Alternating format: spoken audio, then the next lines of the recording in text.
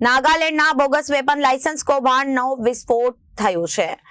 ક્યારેક નાગાલેન્ડ ન ગયેલા શખ્સોએ મેળવ્યો બોગસ વેપન લાયસન્સ અને અધિકૃત યુએનઆઈ નંબર પણ મળી ગયા। તેમણે નાગાલેન્ડના ડેપ્યુટી કમિશનરની સહી સિક્કાવાળા લાયસન્સનો દુરુપયોગ કરવામાં આવ્યો હતો।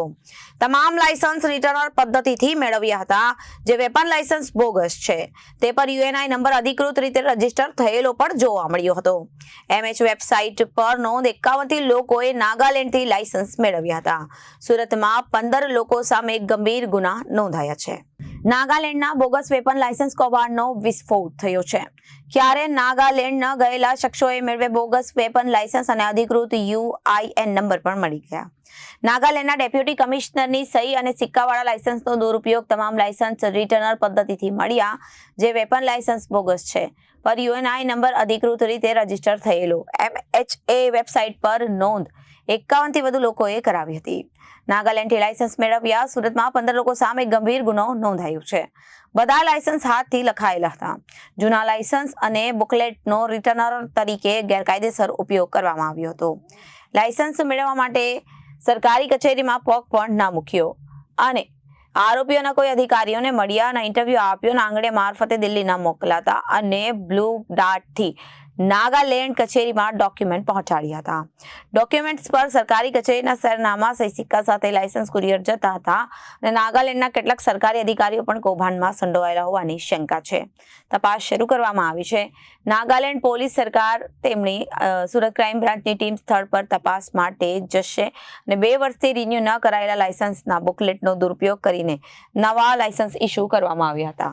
ક્રાઇમ બ્રાન્ચ દ્વારા એક નાગાલેન્ડના હથિયારનો એટીએસ અને આખા ગુજરાતમાં જે રેકેટ ચાલતું હતું એમાં સુરત ક્રાઇમ બ્રાન્ચ દ્વારા 20થી વધુ હથિયારો પહેલાં કબજે લેવામાં આવ્યા હતા। આ જાણવા જોગના કામે ગુનો દાખલ કરવામાં આવ્યો હતો।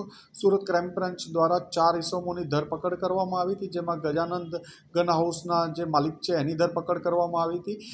આ પૂછપરછ દરમિયાન ગજાનંદ ગન હાઉસના માલિકે 51 જેટલા લાયસન્સ નાગાલેન્ડથી 51 લાયસન્સો ઉપર વેપન વેચેલા હતા।